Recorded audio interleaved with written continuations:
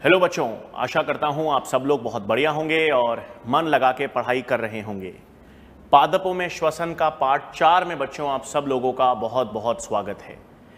जैसा कि आपको याद होगा बच्चों, लास्ट लेक्चर में हम लोग किसकी बात कर रहे थे? बिल्कुल सही, लास्ट लेक्चर में हम ETS या जिसे हम कहते हैं ETC, बिल्कुल सही, इलेक्ट्रॉन ट्रांसपोर्ट सिस्टम या इलेक्ट्रॉन ट्रांसपोर्ट चेन या जिसे हम कहते हैं इलेक्ट्रॉन स्थानांतरण श्रृंखला।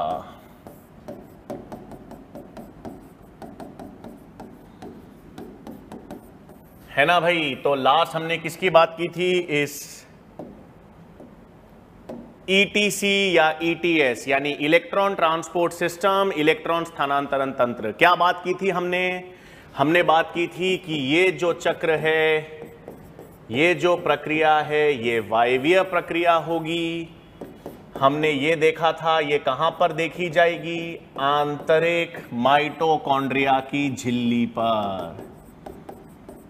माइटोकॉन्ड्रिया की आंतरिक माइटोकॉन्ड्रिया झिल्ली पर देखी जाएगी। और इसमें क्या होगा? हमने देखा था यहां पर NADH और FADH। हाँ भाई, NADH जो FADH जिनका निर्माण ग्लाइकोलाइसिस, लिंक रिएक्शन और क्रेब चक्र में हुआ था, उनका ETC में ऑक्सीकरण होगा। है ना? क्या होगा?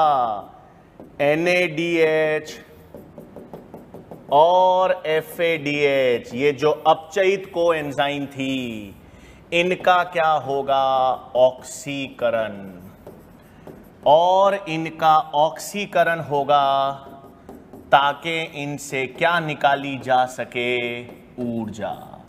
है ना भाई? ये जो अपचयित कोएंजाइम है NADH2 और FADH2, ये क्या करेंगी? इनका ऑक्सीकरण होगा और इनके ऑक्सीकरण से क्या बनेगी? ATP। तो NADH2 और FADH2 के ऑक्सीकरण से ATP या ऊर्जा निर्माण की प्रक्रिया क्या कहलाती है? ETS या ETC। है ना बच्चों? तो आज हमको विस्तार में ही ये श्रृंखला देखनी है। अब एक पहली चीज बच्चों, सबसे पहली चीज आपको याद रखनी है कि NADH और FADH2 का क्या होगा? ऑक्सीकरण।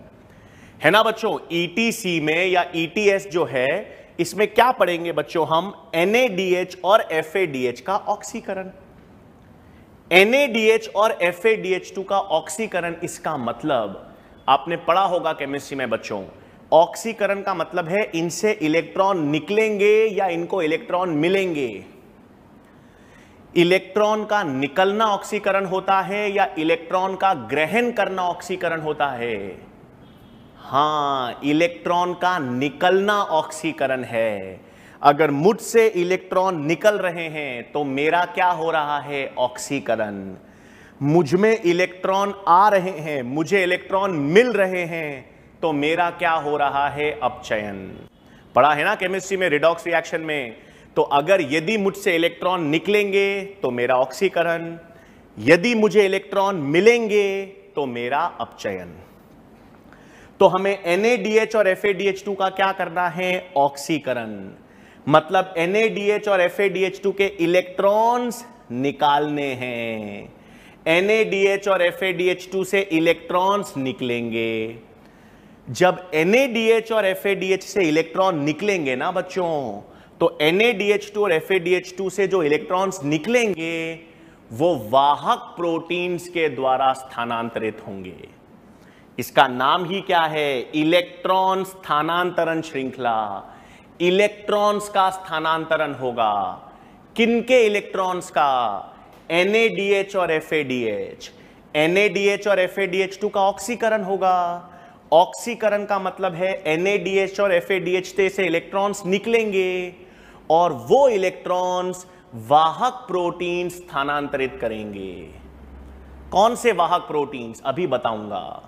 लेकिन NADH और FADH2 का ऑक्सीकरण होगा, यानी NADH2 और FADH2 से इलेक्ट्रॉन्स निकलेंगे और वो इलेक्ट्रॉन्स वाहक प्रोटीन्स के द्वारा स्थानांतरित होंगे तब कहीं जाकर किसका निर्माण होगा, एटीपी का। ठीक है, तो अब हम यही पूरी प्रक्रिया विस्तार से देखेंगे कि NaDH2 और FADH2 का जब ऑक्सीकरण होगा, इनसे जब इलेक्ट्रॉन्स निकलेंगे तो वो कैसे वाहक प्रोटीन्स के द्वारा जाकर एटीपी बनाएंगे। ठीक है बच्चों, आ जाओ देखेंगे। अब क्या कर रहे हैं, एक सेकेंड।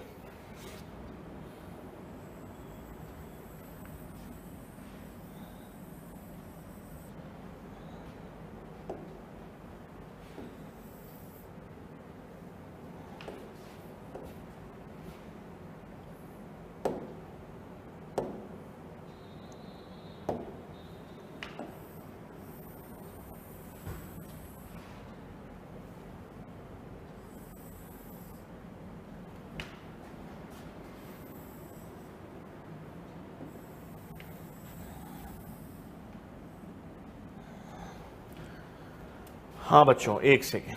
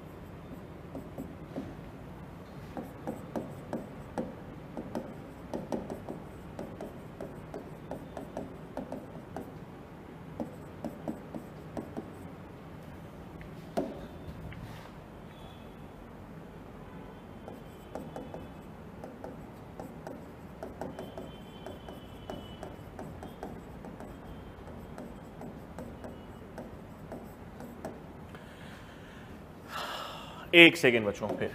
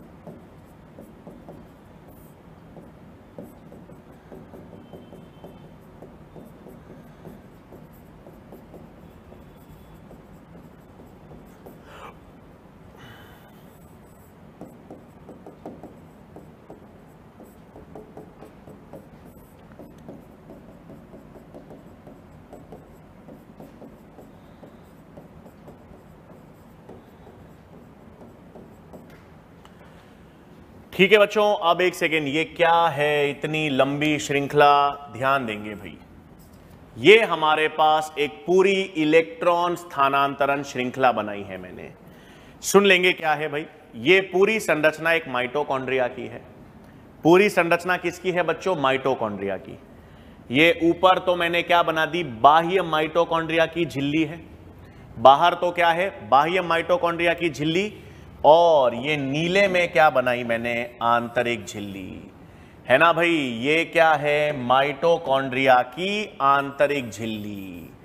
तो हमें ये पता है कि जो इलेक्ट्रॉन स्थानांतरण श्रृंखला है वो इलेक्ट्रॉन स्थानांतरण श्रृंखला कहां पर देखी जाएगी? माइटोकॉन्ड्रिया की आंतरिक झिल्ली पर।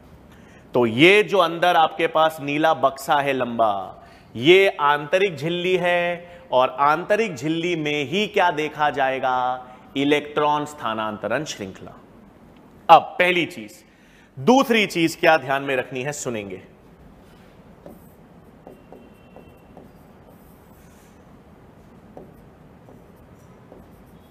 दूसरी सिस्टम क्या याद रखना है बच्चों? इस इलेक्ट्रॉन स्थानांतरण श्रृंखला में हमको किसका ऑक्सीकरण करना है? इस इलेक्ट्रॉन स्थानांतरण श्रृंखला में किसका ऑक्सीकरण करना है? NaDH2 और FADH2। ऑक्सीकरण किसका करना है भाई? ये रहा NaDH2 का और FADH2 का। तो ETC में किसका ऑक्सीकरण होगा? NaDH2 और FADH2 का। NaDH2 और FADH2 का ऑक्सीकरण होगा। इसका मतलब NaDH2 और FADH2 से इलेक्ट्रॉन्स निकलेंगे।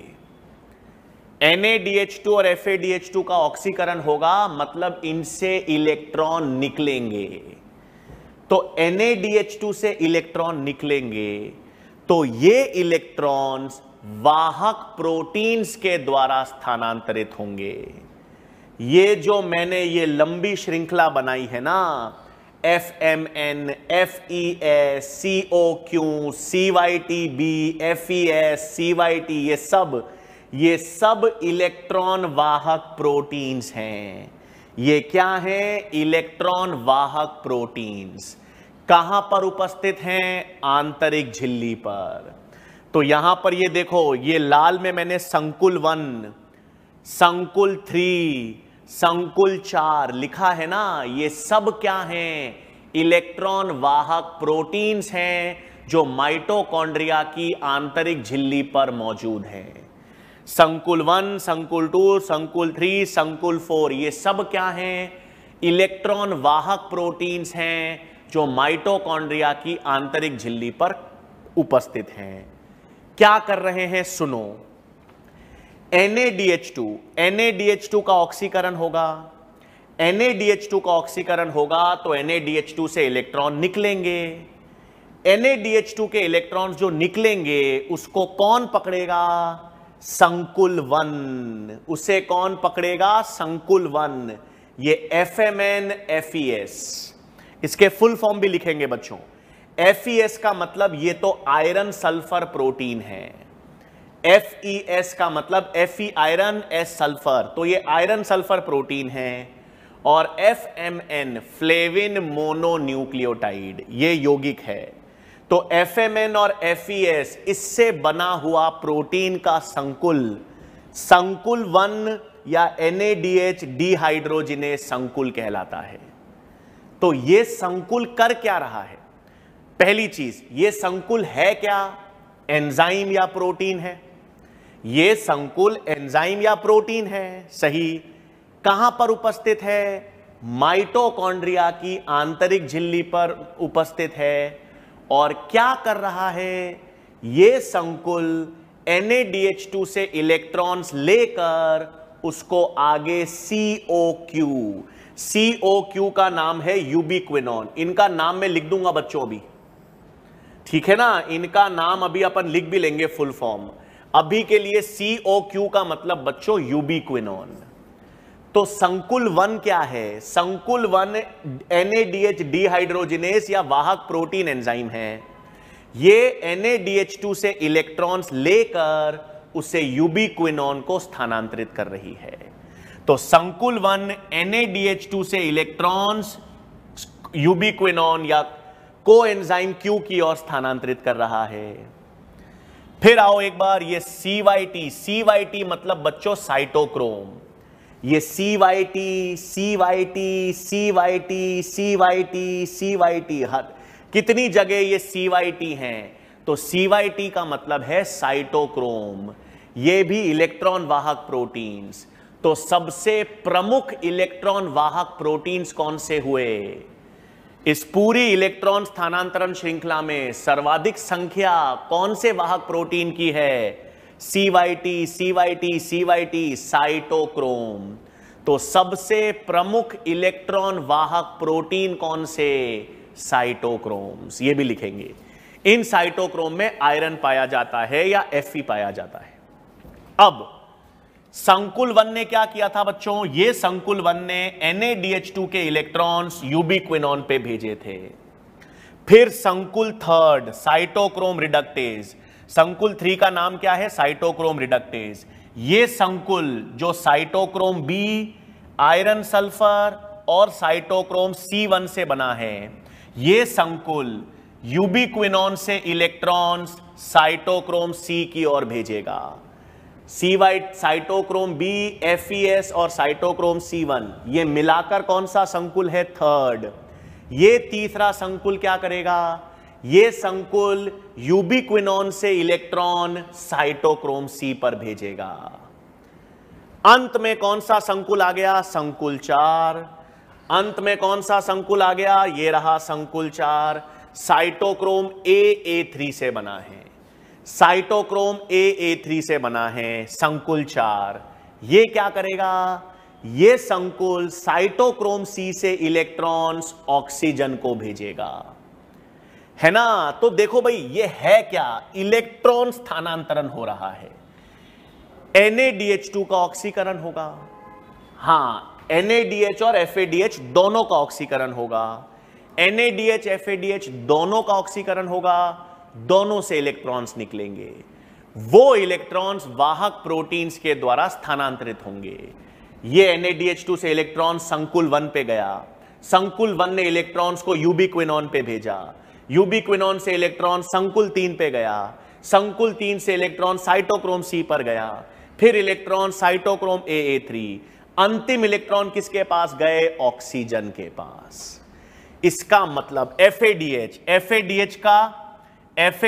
से इलेक्ट्रॉन्स यूबिक्विनोन में गए। यूबिक्विनोन से इलेक्ट्रॉन साइटोक्रोम संकुल 3 पे गए। संकुल 3 से इलेक्ट्रॉन साइटोक्रोम C, फिर संकुल 4, फिर ऑक्सीजन। तो ये जो पूरा इलेक्ट्रॉन स्थानांतरण का क्रम है जो आपको पता होना चाहिए। सीधे क्वेश्चन पूछते हैं, संकुल 1 में क्या होगा? संकुल 3 में क्या होगा, संकुल 4 में क्या होगा? तो संकुल 4 में क्या है, साइटोक्रोम AA3। संकुल 3 में क्या है, साइटोक्रोम B और साइटोक्रोम C1 और आयरन सल्फर प्रोटीन। संकुल 1 में क्या है, FMN FES। बार बार बच्चों में संकुल 1, संकुल 3, संकुल 4 की बात कर रहा हूं, संकुल 2 की क्यों नहीं कर रहा? ये संकुल टी, संकुल सेकंड कौन सा है, सक्सिनेट डिहाइड्रोजिनेस। संकुल सेकंड क्या है, सक्सिनेट डिहाइड्रोजिनेस। याद करो पिछले लेक्चर में क्रेब चक्र की एंजाइम कहा था, क्रेब चक्र की एंजाइम है जो आंतरिक झिल्ली पर होती है। तो सक्सिनेट डिहाइड्रोजिनेस से FADH2 बनता था, वो FADH2 अपने इलेक्ट्रॉन्स को कोएंजाइम Q या यूबिक्विनोन में दे रहा है। ठीक है, तो सबसे पहले तो क्या हुआ बच्चों, वापस NADH2 इस ETC को अपन दो भाग में बांटेंगे। हां, इस इलेक्ट्रॉन स्थानांतरण श्रृंखला को दो भागों में। कैसे? पहला वो भाग तो अपन समझ रहे हैं जिसमें ऑक्सीकरण हो रहा है, NADH और FADH2 का ऑक्सीकरण होगा, पहला भाग तो वो है। और उसके बाद दूसरे भाग में हम उससे ATP कैसे बनेगा देखेंगे। अभी तो अपन ATP बना ही नहीं रहे, अभी तो अपन सिर्फ ऑक्सीकरण कर रहे हैं। तो NADH2 और FADH2 का ऑक्सीकरण देखें। NADH2 और FADH2 का ऑक्सीकरण हो रहा है, उनसे इलेक्ट्रॉन्स निकल रहे हैं। कैसे? संकुल 1 ने इलेक्ट्रॉन को NADH2 से यूबिक्विनोन पे भेजा, संकुल 3 ने यूबिक्विनोन से इलेक्ट्रॉन साइटोक्रोम C में भेजा, और संकुल 4 ने इलेक्ट्रॉन साइटोक्रोम C से ऑक्सीजन पे भेजा। इसका मतलब इस पूरे तंत्र में जब इलेक्ट्रॉन्स का स्थानांतरण हो रहा है तो इलेक्ट्रॉन दाता कौन है, इलेक्ट्रॉन दे कौन रहा है, NADH2 और FADH2। इलेक्ट्रॉन्स दे कौन रहा है, जिनका ऑक्सीकरण हो रहा है। किनका ऑक्सीकरण हो रहा है, NADH और FADH। तो इलेक्ट्रॉन भी किससे निकल रहे हैं, NADH और FADH। तो ऑक्सीकरण या इलेक्ट्रॉन दाता कौन है, NADH FADH। अंतिम इलेक्ट्रॉन ग्राही कौन है, अंत में इलेक्ट्रॉन जा किसके पास रहा है, ऑक्सीजन। अंत में इलेक्ट्रॉन ग्रहण कौन कर रहा है, ऑक्सीजन। तो जिससे इलेक्ट्रॉन निकले बच्चों उसका तो ऑक्सीकरण हुआ, NADH और FADH2 से इलेक्ट्रॉन्स निकले, इनका तो ऑक्सीकरण हुआ। लेकिन वो अंत में इलेक्ट्रॉन्स और हाइड्रोजन मिला किसको, इलेक्ट्रॉन के साथ हाइड्रोजन भी तो मिला। तो ऑक्सीजन का अपचयन हुआ, और अपचयन हुआ तो वो किस में परिवर्तित हो गया, जल में। तो जल भी तो उत्पादक है, ये जल ऑक्सीजन। तो ETC में इलेक्ट्रॉन दाता कौन से हो गए, NADH और FADH। अंतिम इलेक्ट्रॉन ग्राही कौन हो गया, ऑक्सीजन। अंतिम इलेक्ट्रॉन और हाइड्रोजन ग्राही कौन है, ऑक्सीजन। और क्या बना, जल। कौन कौन से संकुल हैं, संकुल फर्स्ट, थर्ड और फोर्थ। सेकंड वाला संकुल जो है वो क्रेब चक्र की एंजाइम है। सबसे प्रमुख इलेक्ट्रॉन वाहक प्रोटीन कौन सा है, साइटोक्रोम। अंत में एक चीज और, ये ऑक्सीकरण में संकुल 1, संकुल 3 और संकुल 4 तो ठीक है, अपन ने किसको संकुल में नहीं रखा बच्चों, यूबिक्विनोन को नहीं रखा और साइटोक्रोम C को नहीं रखा, है ना। अपन ने संकुल में कोएंजाइम क्यों नहीं रखा, साइटोक्रोम C नहीं रखा, क्यों? संकुल का मतलब ये प्रोटीन है बच्चों, ये प्रोटीन है जो झिल्ली में स्थिर है। संकुल का मतलब ये वाहक प्रोटीन्स हैं जो झिल्ली में स्थिर हैं। तो यूबिक्विनोन और साइटोक्रोम C गतिशील हैं, कोएंजाइम Q साइटोक्रोम C गतिशील हैं। ये साइटोक्रोम C भी होती तो आंतरिक झिल्ली पर है, लेकिन आंतरिक झिल्ली की बाह्य सतह पर गतिशील होती है। तो जो भी अणु या वाहक प्रोटीन गतिशील हैं उसको अपन ने संकुल या कॉम्प्लेक्स का हिस्सा नहीं दिया, बाकी सारे क्या हो गए, संकुल के हिस्से। तो आई होप ऑक्सीकरण समझ आया होगा बच्चों। अभी अपन ने ATP संश्लेषण नहीं देखा, ये पूरा क्रम याद रखना पड़ेगा भाई, क्रम पे ही सवाल आते हैं। तो NaDH का ऑक्सीकरण, FaDH2 का ऑक्सीकरण, उनसे इलेक्ट्रॉन्स निकलेंगे। इलेक्ट्रॉन्स ये वाहक प्रोटीन्स के द्वारा स्थानांतरित होंगे। वाहक प्रोटीन इलेक्ट्रॉन्स को कहां पे भेजेंगे? ऑक्सीजन। तो अंतिम इलेक्ट्रॉन ग्राही कौन हो गया? ऑक्सीजन। और किसका निर्माण हुआ? जल का। अभी अपन ने ATP नहीं बनाया। तो क्या क्या पॉइंट्स याद रखने हैं? सबसे पहले तो फुल फॉर्म ध्यान में रखने हैं बच्चों। हां, तो सबसे पहले तो यहां पर फुल फॉर्म लिख देते हैं। FMN ये है बच्चों फ्लेविन मोनोन्यूक्लियोटाइड। FES ये है आयरन सल्फर प्रोटीन। CYT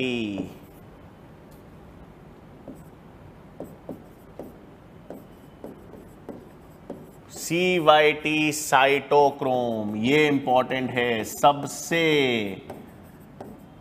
प्रमुख इलेक्ट्रॉन वाहक प्रोटीन। सबसे प्रमुख इलेक्ट्रॉन वाहक प्रोटीन कौन से हैं भाई? साइटोक्रोम। सबसे प्रमुख इलेक्ट्रॉन वाहक प्रोटीन कौन से हैं? साइटोक्रोम। कोएंजाइम Q, इसे आप यूबिक्विनोन कहते हैं। इसे हम क्या कहते हैं? यूबिक्विनोन कहते हैं। फिर 2 पॉइंट्स याद रखने हैं बच्चों। क्या क्या? एक तो साइटोक्रोम C गतिशील प्रोटीन जो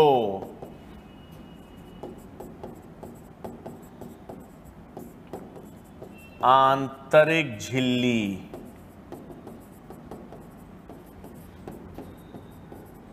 की बाहरी सतह पर उपस्थित है ना। तो साइटोक्रोम C क्या था भाई? संकुल का हिस्सा नहीं है, वो गतिशील प्रोटीन है जो आंतरिक झिल्ली के बाहरी सतह पर उपस्थित है। और जो संकुल 4 है भाई, संकुल 4 यानी साइटोक्रोम AA3, इसमें 2 अतिरिक्त कॉपर केंद्र भी मिलेंगे।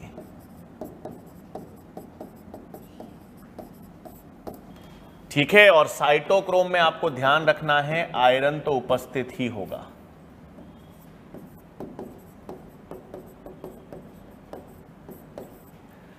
है ना भाई। तो FMN का फुल फॉर्म बता दिया, जो संकुल 1 का हिस्सा है फ्लेविन मोनोन्यूक्लियोटाइड। FES मतलब आयरन सल्फर प्रोटीन।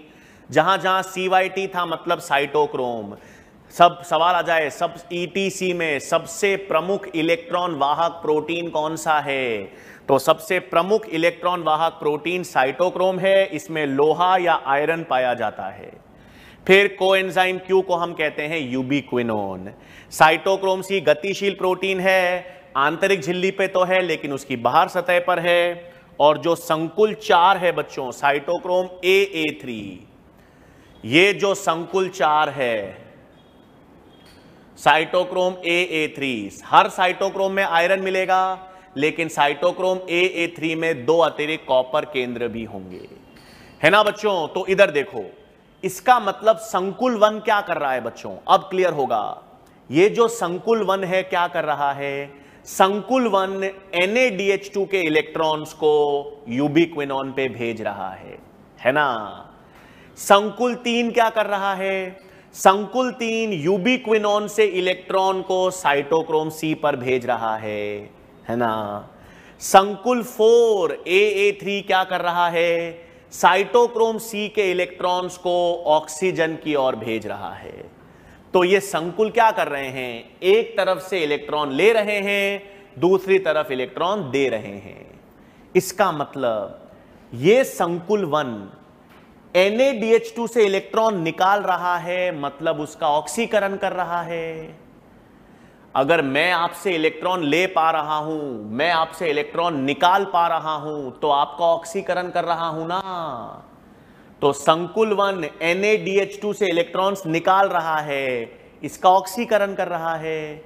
इलेक्ट्रॉन दे किसको रहा है निकालकर? एक हाथ से NaDH2 से इलेक्ट्रॉन निकाला, दूसरे हाथ में दिया किसको? कोएंजाइम Q को। तो इसको इलेक्ट्रॉन दिया तो इसका क्या किया? अपचयन। फिर संकुल 3 ने क्या किया? इससे इलेक्ट्रॉन वापस निकाला और किसको दिया? साइटोक्रोम C को। तो संकुल 3 ने किसका ऑक्सीकरण किया? यूबिक्विनोल का। किसका अपचयन किया? साइटोक्रोम C का। संकुल 4 ने क्या किया? साइटोक्रोम C से इलेक्ट्रॉन निकाले, किसको दिए? ऑक्सीजन को। किसका ऑक्सीकरण किया? साइटोक्रोम C का। किसका अपचयन किया? ऑक्सीजन। भाई जिससे इलेक्ट्रॉन निकलेगा उसका ऑक्सीकरण, जिसको इलेक्ट्रॉन मिलेगा उसका अपचयन। संकुल 1 ने इससे इलेक्ट्रॉन निकाला, इसको दिया, इसका ऑक्सीकरण, इसका अपचयन। संकुल 3 ने इससे इलेक्ट्रॉन निकाला, इसको दिया, इसका ऑक्सीकरण, इसका अपचयन। और संकुल 4 ने साइटोक्रोम C से इलेक्ट्रॉन निकाला, ऑक्सीजन को दिया, इसका ऑक्सीकरण, इसका अपचयन। है ना भाई? तो ये इस तरह से ऑक्सीकरण होता है। अब ये तो सिर्फ ऑक्सीकरण हुआ, इस ऑक्सीकरण से तो वाटर बना। तो हमको एक और चीज मालूम चल गई इसमें। क्या मालूम चल गई भाई? कि ETC में इलेक्ट्रॉन डोनर, इलेक्ट्रॉन दाता कौन हो गया? इलेक्ट्रॉन दाता हो गया NaDH और FADH। और अंतिम इलेक्ट्रॉन ग्राही कौन हो गया?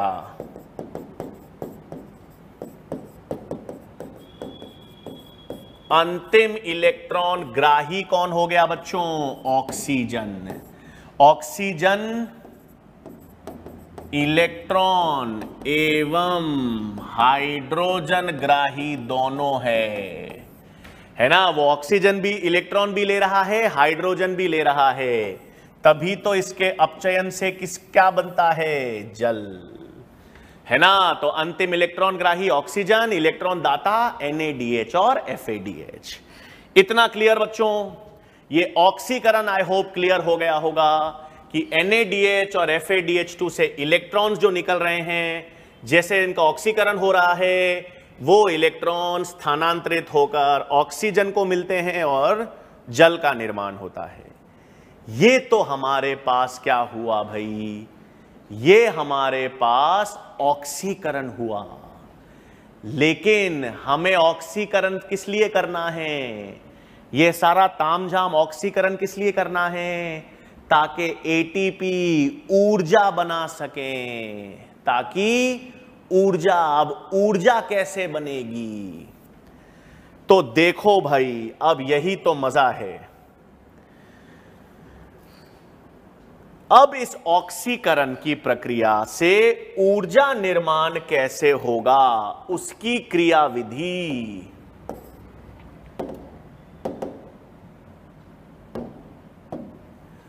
है ना भाई? ATP संश्लेषण की क्रियाविधि, उसको समझाने में, ATP संश्लेषण की क्रियाविधि समझाने में एक किस वैज्ञानिक का नाम आता है? Peter Mitchell. हां भाई, पीटर मिशेल नामक वैज्ञानिक थे बच्चों, जिन्होंने एक सिद्धांत दिया। कौन सा सिद्धांत? केमिओस्मोटिक या प्रोटॉन ग्रेडियंट सिद्धांत, जिसे अपन प्रोटॉन प्रवणता सिद्धांत भी कहते हैं। है ना? तो केमिओस्मोटिक या प्रोटॉन प्रवणता सिद्धांत किसने दिया? Peter Mitchell. और यही सिद्धांत किसको समझाएगा? ATP संश्लेषण की क्रियाविधि समझाएगा। है ना भाई? तो पीटर मिशेल जो हैं,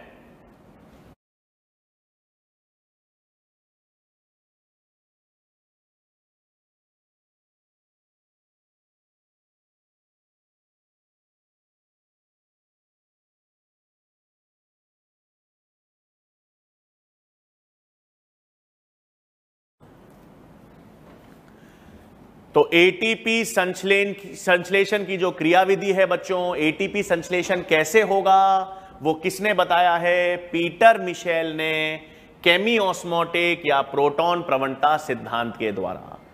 तो अब ये सिद्धांत क्या है, इससे एटीपी का संश्लेषण कैसे होगा, उस पर अब अपन बात करेंगे। ठीक है भाई, अब देखो कैसे भाई ये सिद्धांत क्या कहता है। अभी तक अपन ने क्या पढ़ा, आ जाओ।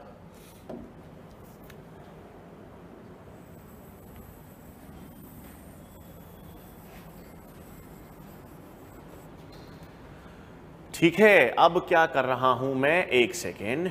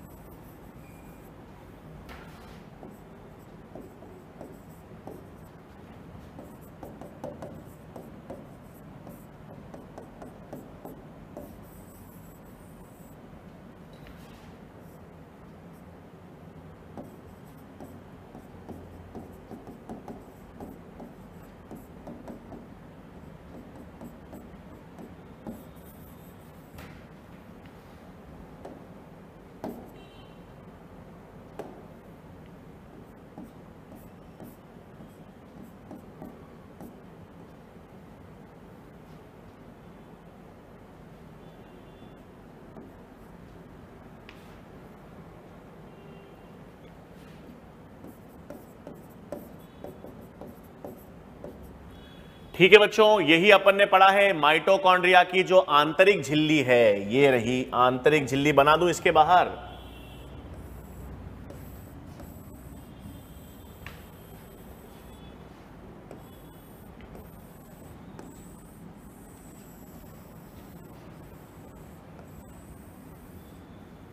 और यहां पे वो FADH। संकुल 2 नहीं बनाया भाई, ये संकुल 2 भी है ना। हाँ, अब इसमें याद रखना बच्चों, संकुल 2 तो क्रेब चक्र की एंजाइम है। तो अपन ने यही ऑक्सीकरण पढ़ा ना बच्चों, NADH और FADH2 का ऑक्सीकरण संकुल के द्वारा होगा, और ऑक्सीकरण होता रहेगा और ऑक्सीजन से जल बनेगा। ये तो ऑक्सीकरण है। लेकिन अब हम बात करेंगे ये ऑक्सीकरण एटीपी संश्लेषण से कैसे जुड़ा है। इस ऑक्सीकरण से एटीपी संश्लेषण कैसे होगा, तो सुनना बच्चों, ये तो माइटोकॉन्ड्रिया की मैट्रिक्स हो गई ना, ये माइटोकॉन्ड्रिया की मैट्रिक्स। और ये बाहर और आंतरिक झिल्ली का क्या हो गया, पेरीमाइटोकॉन्ड्रियल अवकाश। ये पेरीमाइटोकॉन्ड्रिया, और ये क्या हो गई, माइटोकॉन्ड्रिया की आंतरिक झिल्ली, है ना भाई। तो अब सुनेंगे, ये तो अपन देख ही चुके हैं। अब अपन बात करेंगे भाई एटीपी संश्लेषण कैसे होगा। ऑक्सीकरण तो ठीक है, NADH2 और FADH2 से इलेक्ट्रॉन्स निकल रहे हैं, वाहक प्रोटीन्स और संकुल के द्वारा जा रहे हैं, लेकिन एटीपी संश्लेषण कैसे, तो सुनो। अब NADH2 और FADH2 का जैसे जैसे ऑक्सीकरण होगा, NADH और FADH2 का जैसे जैसे ऑक्सीकरण होगा, जैसे जैसे उनसे इलेक्ट्रॉन्स निकलेंगे, वैसे वैसे जैसे उनका ऑक्सीकरण होगा, उसी तरह या उसी प्रकार, उसी के कारण प्रोटॉन्स, हां मैट्रिक्स के प्रोटॉन्स, माइटोकॉन्ड्रिया की मैट्रिक्स में प्रोटॉन्स H+ आयंस इन संकुल के माध्यम से कहां जाएंगे, पेरीमाइटोकॉन्ड्रियल अवकाश में। क्या हुआ भाई, सुनो।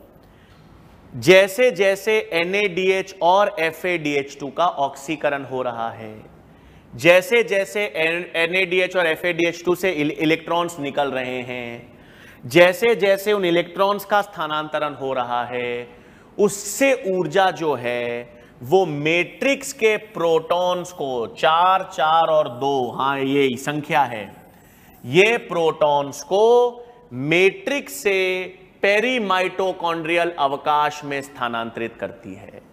मैट्रिक्स से प्रोटॉन्स कहां जाते हैं?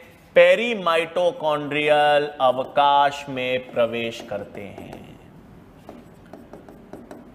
तो क्या होगा भाई? प्लस जा रहे हैं तो प्लस आवेश, कम हो रहे हैं माइनस। क्या हुआ? जैसे जैसे NADH और FADH2 से ऑक्सीकरण हो रहा है, जैसे जैसे उनसे इलेक्ट्रॉन्स निकल रहे हैं, वैसे वैसे प्रोटॉन्स मैट्रिक्स से पेरीमाइटोकॉन्ड्रियल अवकाश में चले गए। तो प्रोटॉन्स कहां एकत्रित हो गए? प्रोटॉन्स कहां एकत्रित हो गए? पेरीमाइटोकॉन्ड्रियल अवकाश में। कहां कम हो गए? मैट्रिक्स में। मैट्रिक्स से प्रोटॉन्स निकलकर दोनों झिल्लियों के मध्य अवकाश में चले गए, पेरीमाइटोकॉन्ड्रियल अवकाश में। तो प्रोटॉन्स की मात्रा यहां ज्यादा हो गई, मैट्रिक्स में प्रोटॉन्स की मात्रा कम हो गई। एक जगह मात्रा ज्यादा होती है, एक जगह मात्रा कम होती है, तो प्रवणता का निर्माण होता है, प्रोटॉन प्रवणता। ये पीटर मिशेल ने बताया। ये किसने बताया हमको कि ऐसा होता है? पीटर मिशेल ने। तभी तो उस सिद्धांत को क्या कहते हैं? प्रोटॉन प्रवणता सिद्धांत। प्रोटॉन्स मैट्रिक्स से कहां गति कर रहे हैं? पेरीमाइटोकॉन्ड्रियल अवकाश में। वहां पर प्रोटॉन्स एकत्रित हो गए, यहां पर प्रोटॉन्स कम हो गए। झिल्ली के आर पार, आंतरिक झिल्ली के आर पार एक प्रोटॉन प्रवणता बन गई। अब इससे क्या हुआ? प्रोटॉन प्रवणता बनने से, प्रोटॉन प्रवणता बनने से क्या हुआ? सुनो, प्रोटॉन प्रवणता बनने से क्या हुआ?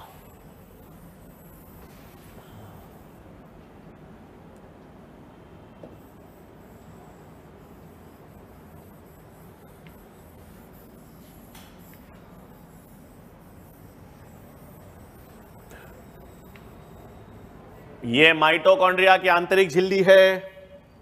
प्रोटॉन प्रवणता बनने से क्या हुआ? हां,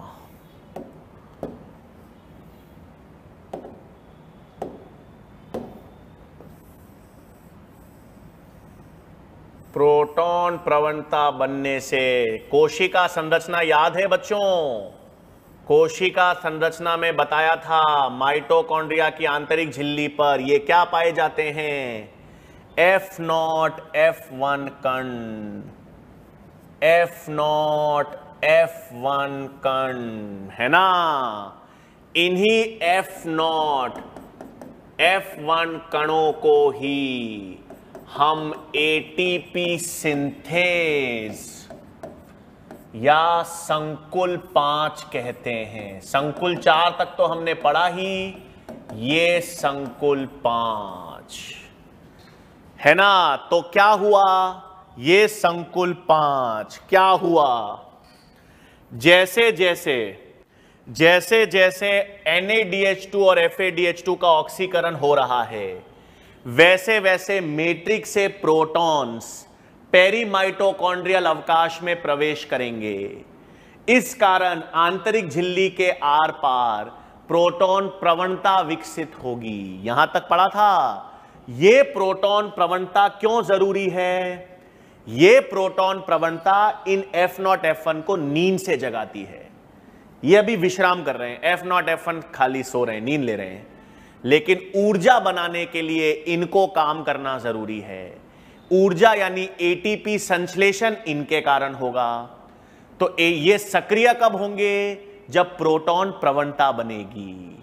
तो जैसे ही इस आंतरिक झिल्ली के आर पार प्रोटॉन प्रवणता बनी, कौन सक्रिय हो गए? F0 F1। सक्रिय होते ही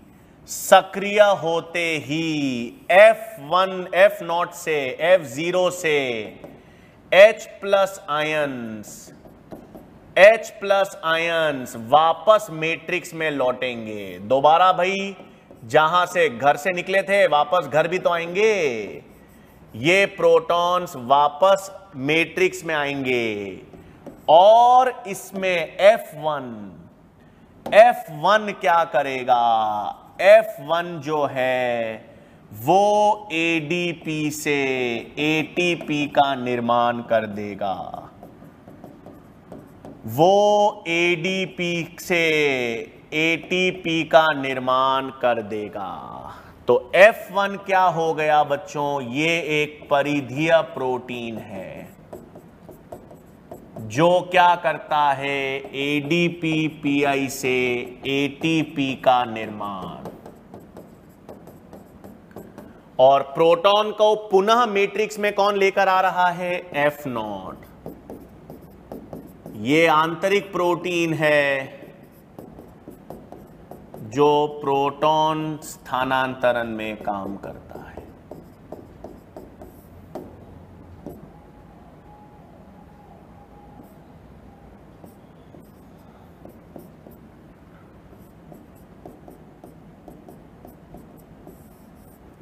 है ना बच्चों? तो क्या हुआ भाई? वापस देखो क्या पढ़ा अपन ने। अब हम पूरा क्रम जोड़ रहे हैं। अपन ने ऑक्सीकरण पढ़ा बच्चों, ध्यान से सुनेंगे। अपन ने NaDH2 और FADH2 का ऑक्सीकरण करा।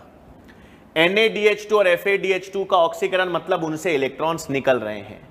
जैसे जैसे उनसे इलेक्ट्रॉन्स निकल रहे हैं, जैसे जैसे उनसे ऑक्सीकरण हो रहा है, मैट्रिक्स से प्रोटॉन्स पेरीमाइटोकॉन्ड्रियल अवकाश में जा रहे हैं, है ना? जैसे जैसे ये इलेक्ट्रॉन का स्थानांतरण हो रहा है, वैसे वैसे मैट्रिक्स से प्रोटॉन्स पेरीमाइटोकॉन्ड्रियल अवकाश में जा रहे हैं, झिल्ली पार करके। तो जैसे जैसे ये प्रोटॉन्स मैट्रिक्स से पेरीमाइटोकॉन्ड्रियल अवकाश में जा रहे हैं, प्रोटॉन प्रवणता विकसित हो रही है। यहां पर प्रोटॉन ज्यादा हो गए, यहां पर मैट्रिक्स में प्रोटॉन्स कम हो गए, एक प्रोटॉन प्रवणता विकसित हो गई। ये प्रोटॉन प्रवणता विकसित होते ही कौन सक्रिय हो गए? F0 F1। इस प्रोटॉन प्रवणता बनते ही सक्रिय कौन हो गए? ये F0 F1 कण। इनको हम ATP सिंथेज या संकुल 5 भी कहते हैं। सक्रिय हो गए। सक्रिय होते ही F0 ने वापस प्रोटॉन्स को बुला लिया, चलो चलो तुम बाहर गए थे, अंदर आ जाओ। वापस अंदर मैट्रिक्स में बुला लिया। और F1 ने क्या किया? ADP से ATP का संश्लेषण कर दिया। F1 ने ADP से ATP का संश्लेषण कर दिया। तो क्या क्रम है? लिखे ना भाई। अब ATP संश्लेषण की क्रियाविधि में किसका सिद्धांत? यही पीटर मिशेल की। कौन सा सिद्धांत अपन देख रहे हैं? रसायन परासरणी, केमियोस्मोटिक या प्रोटॉन प्रवणता सिद्धांत। तो क्या हुआ इस सिद्धांत में भाई? NaDH और FADH का ऑक्सीकरण हो रहा है। NaDH और FADH2 का ऑक्सीकरण हुआ, इस कारण H+ यानी प्रोटॉन्स मैट्रिक्स से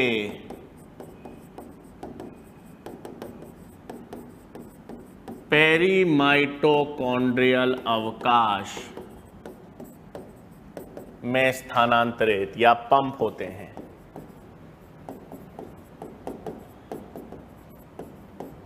इस कारण H+ यानी प्रोटॉन्स मैट्रिक्स से पेरीमाइटोकॉन्ड्रियल अवकाश में पंप होते हैं। हुए पंप, उसके कारण क्या हुआ? झिल्ली के आर पार प्रोटॉन प्रवणता का निर्माण। किसका निर्माण हुआ बच्चों? प्रोटॉन प्रवणता का निर्माण। इसने किसको सक्रिय किया? F1 F0 यानी संकुल 5 यानी ATP सिंथेज।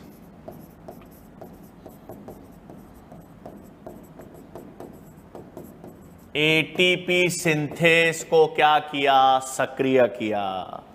और ATP सिंथेज को सक्रिय किया और उस कारण एटीपी का क्या हो गया, संश्लेषण, है ना। F0 से वापस प्रोटॉन्स मैट्रिक्स में आए और F1 ने क्या किया, एटीपी का संश्लेषण।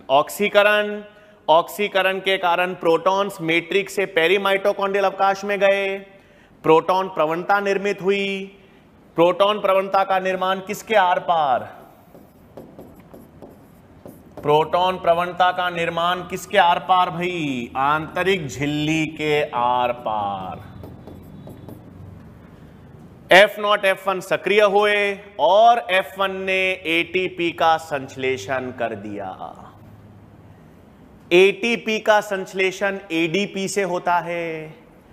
एटीपी का संश्लेषण कब होता है, जब एडीपी से पीआई जुड़ा भाई, यही तो होता है ना। तो एटीपी के संश्लेषण को हमेशा क्या कहते हैं, फॉस्फोरिलीकरण, क्योंकि फॉस्फेट जुड़ता है एडीपी से तब एटीपी बनता है, फॉस्फोरिलीकरण। और ये एटीपी संश्लेषण किस कारण हुआ, ये एटीपी संश्लेषण की प्रक्रिया किसके कारण, किससे जुड़ी हुई है, NADH और FADH2 के ऑक्सीकरण से। तो एटीपी संश्लेषण की क्रियाविधि, एटीपी संश्लेषण की प्रक्रिया किससे संबंधित है, किससे जुड़ी हुई है, किस कारण हो रही है, NADH FADH2 के ऑक्सीकरण के कारण। इसीलिए इस प्रक्रिया को ऑक्सीकृत फॉस्फोरिलीकरण कहेंगे। इस कारण इस प्रक्रिया को ऑक्सीडेटिव फॉस्फोराइलेशन कहते हैं, है ना भाई। तो क्या है, तो इस प्रक्रिया ETC में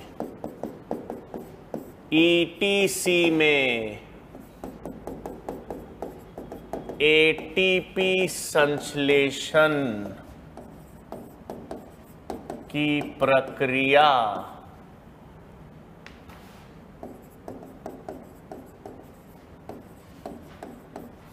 ऑक्सीकरण से जुड़ी होती है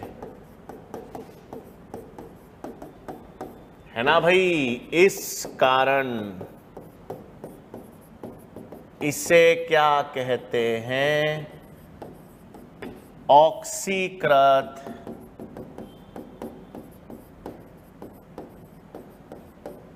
फॉस्फोरिलीकरण या ऑक्सीडेटिव फॉस्फोराइलेशन। तो ETC में एटीपी संश्लेषण की प्रक्रिया किससे जुड़ी हुई है बच्चों, ऑक्सीकरण से। इसलिए इस प्रक्रिया को अपन ऑक्सीकृत फॉस्फोरिलीकरण कहेंगे, है ना। तो एक चीज देखो बच्चों, एक चीज देखो, यहां पर प्रोटॉन की गति संकुल 1 से संकुल 3 से संकुल 4, 3 संकुलों से हो रही है। तो इन 3 संकुलों पर एटीपी संश्लेषण होगा। यहां पर एक एटीपी, यहां पर दूसरा एटीपी, यहां पर तीसरा। इसलिए NADH2 3 एटीपी के बराबर। याद आया अपन NADH2 को 3 एटीपी क्यों ले रहे थे, क्योंकि NADH2 से इन 3 संकुलों पर एटीपी संश्लेषण हो रहा है, 3 जगह एटीपी बन रही है। FADH2 के इलेक्ट्रॉन्स यूबिक्विनोन में प्रवेश करे, फिर संकुल 3 और संकुल 4 से गए। तो FADH2 के लिए तो संकुल 3 और संकुल 4 ही मान्य है, FADH2 के लिए संकुल 1 मान्य ही नहीं है। ये देखो यूं, संकुल 3 संकुल 4 2 एटीपी के बराबर। ठीक है भाई। तो NADH और FADH2 के ऑक्सीकरण से किसकी प्रक्रिया जुड़ी हुई है, एटीपी संश्लेषण। और इसलिए इस प्रक्रिया को अपन ने क्या कह दिया, ऑक्सीकृत फॉस्फोरिलीकरण कह दिया, क्योंकि ऑक्सीकरण की प्रक्रिया एटीपी संश्लेषण से जुड़ी हुई है। अच्छा, अब इसमें बहुत सारी चीजें याद रखनी है बच्चों।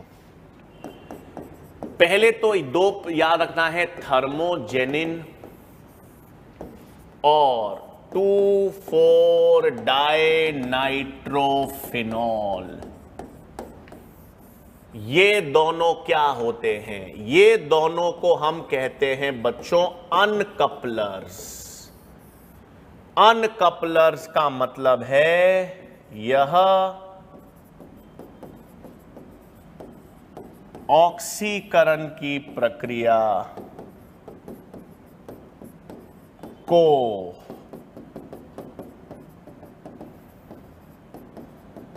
एटीपी संश्लेषण से पृथक कर देते हैं। क्या मतलब है? देखो बच्चों, थर्मोजेनिन एक प्रोटीन है बच्चों, 2,4 डाइनाइट्रोफिनॉल एक यौगिक है। ये दोनों किसका उदाहरण है? ये दोनों मैंने आपसे कहा अनकपलर्स हैं। ये दोनों मैंने कहा आपसे बच्चों क्या है? अनकपलर। क्या है अनकपलर? ईटीसी में बच्चों कौन सी प्रक्रिया किससे जुड़ी हुई है? ईटीसी में ऑक्सीकरण, NADH और FADH के ऑक्सीकरण की प्रक्रिया एटीपी संश्लेषण से जुड़ी हुई है। ऑक्सीकरण की प्रक्रिया एटीपी संश्लेषण से जुड़ी हुई है। तो ऑक्सीकरण और एटीपी संश्लेषण को अलग अलग कर दो। ऑक्सीकरण और एटीपी संश्लेषण को अलग अलग पृथक करना मतलब ऑक्सीकरण होता रहे लेकिन एटीपी संश्लेषण ना हो। ऑक्सीकरण होता रहे, एटीपी संश्लेषण ना हो। कैसे? देखो, ऑक्सीकरण हो रहा था, उसके कारण प्रोटॉन्स गति कर रहे थे, प्रोटॉन प्रवणता उत्पन्न हो रही थी, तब एटीपी संश्लेषण हो रहा था। अगर आप प्रोटॉन प्रवणता को ना बनने दो, प्रोटॉन्स को मैट्रिक्स से पेरीमाइटोकॉन्ड्रियल अवकाश में ना जाने दो, तो प्रोटॉन प्रवणता नहीं बनेगी, तो एटीपी संश्लेषण नहीं होगा और जो ऊर्जा एटीपी में जानी थी वो ऊष्मा के रूप में, हीट के रूप में रिलीज हो जाएगी। हां, तो ये किसका काम है? अनकपलर। तो थर्मोजेनिन और 2,4 डाइनाइट्रोफिनॉल किसका उदाहरण है भाई?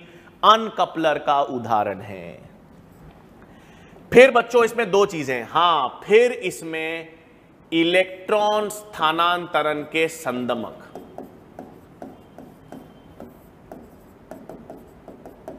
ईटीसी में आपको और क्या ध्यान में रखना है? इलेक्ट्रॉन स्थानांतरण के संदमक और किन किन संकुल को प्रभावित करते हैं।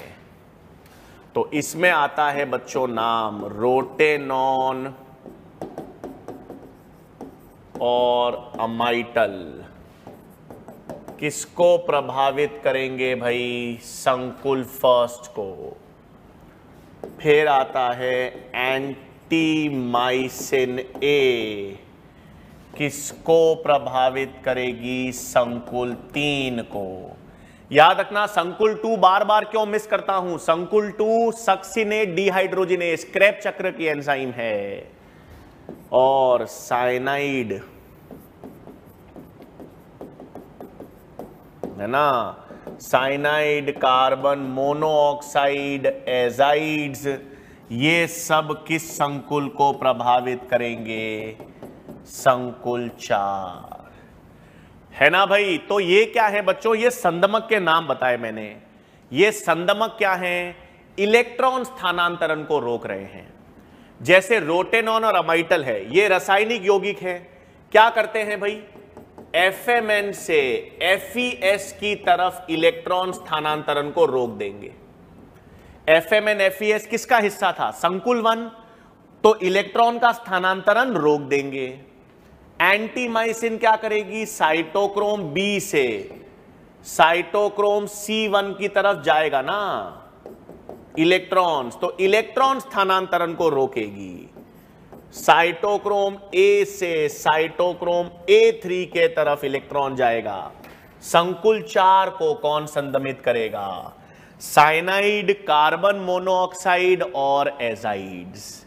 तो बच्चों ये कुछ संदमक के नाम हैं जो आपको याद रखने हैं, और वो संदमक जो किन किन संकुल को प्रभावित करेंगे। इन संकुल में जब इलेक्ट्रॉन का स्थानांतरण होगा उसको रोक देते हैं। ठीक है, तो ये सब किसके उदाहरण हैं? संदमक के उदाहरण हैं, है ना। तो अब देखो भाई, अपन ने पूरी प्रक्रिया क्या देखी, अब पूरी प्रक्रिया समझेंगे भाई। वापस पूरा एक ग्लूकोज का पूर्ण ऑक्सीकरण, ग्लूकोज अणु का पूर्ण ऑक्सीकरण या वायवीय ऑक्सीकरण या वायवीय श्वसन, है ना। अब पूरा क्लियर होगा भाई। सबसे पहले अपन ने क्या पढ़ा, अपन ने ग्लूकोज, चालू कहां से करेंगे भाई, ग्लूकोज से। ग्लूकोज से अपन ने बनाया 2 पाइरूवेट। ग्लूकोज से क्या बने, 2 पाइरूवेट। 2 पाइरूवेट से 2 अणु एसिटाइल कोएंजाइम ए के,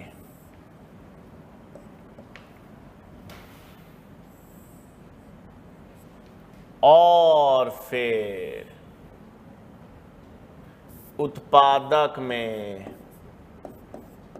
CO2 और H2O, है ना। यही तो पढ़ा अपन ने बच्चों। CO2 तो क्रेब्स चक्र से निकल रहा था, H2O ETC से निकला।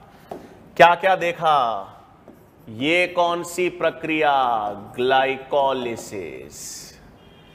ये कौन सी प्रक्रिया, लिंक रिएक्शन। ये ऊपर वाली कौन सी प्रक्रिया, क्रेब्स चक्र। क्रेब्स चक्र से CO2 और ETC से जल, है ना भाई। यही तो पढ़ा अपन ने, क्रेब्स साइकिल और ETC। सही बात, ETC। अब देखे क्या है, ग्लाइकोलिसिस में क्या फायदा था।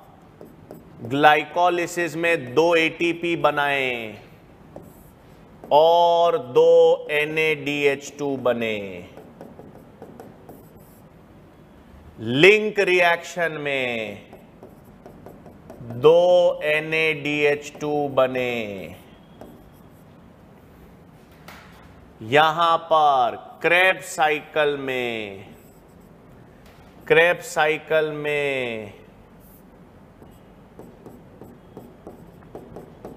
GTP बना इंटू 2, 3 NADH,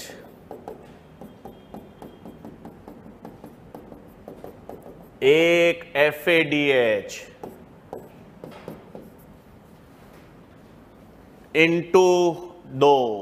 यही पढ़ा ना बच्चों अपन ने। ये ग्लाइकोलिसिस में 2 ATP, 2 NADH, पाइरूवेट में 2 NADH, 2 GTP, क्रेब्स चक्र में 3 NADH, FADH। क्रेब्स चक्र 2 बार चलता है ग्लूकोज के लिए, इसलिए इंटू 2 करा है। अब क्या क्या चीजें याद रखनी है, सुनो ध्यान से देखेंगे। ये जो 2 ATP हैं, ये किसके कारण बने थे, आधारीय स्तर फॉस्फोरिलीकरण। याद आया, ये 2 किसका उदाहरण, आधारीय स्तर फॉस्फोरिलीकरण, सबस्ट्रेट लेवल फॉस्फोराइलेशन से बनेंगे। ये अब जहां जहां ये GTP भी क्रियाधार के स्तर पर है, ये भी किससे बना, आधारीय स्तर फॉस्फोरिलीकरण।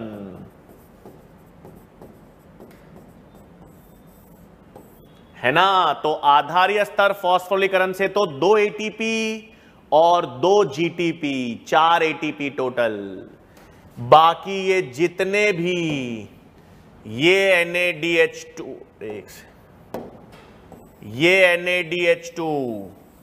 ये NADH2 किसके द्वारा, ETC, किसके द्वारा, ETC यानी ऑक्सीडेटिव फॉस्फोराइलेशन।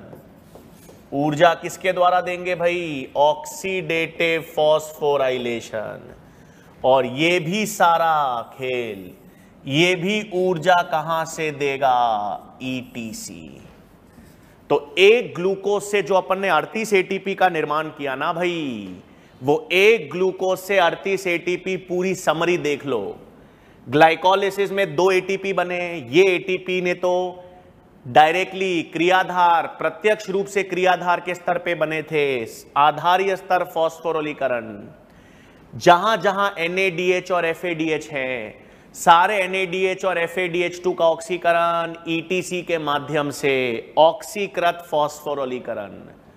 तो प्रश्न सुन लेना बच्चों, आपसे पूछा जाए किस प्रक्रिया में सर्वाधिक ATP निर्मित होती है, कौन सी प्रक्रिया है जिसमें मैक्सिमम ATP का निर्माण होगा, तो अधिकतम ATP, अधिकतम ऊर्जा ETC से मिलेगी। ETC यानी ऑक्सीकृत फास्फोरिलीकरण से। क्यों?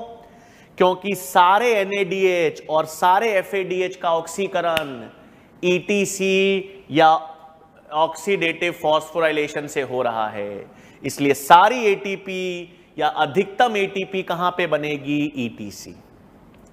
आधारीय स्तर फास्फोरिलीकरण से कितने ऊर्जा बनेगी? एक ग्लूकोज में 38 ATP हैं, 38 ATP में से कितने ATP आधारीय स्तर फास्फोरिलीकरण से बनेंगे भाई? तो 2 ATP यहां पे ग्लाइकोलिसिस और 2 ATP या GTP कह दो क्रेब चक्र में। तो कितने ATP आधारीय स्तर फास्फोरिलीकरण से बनेंगे?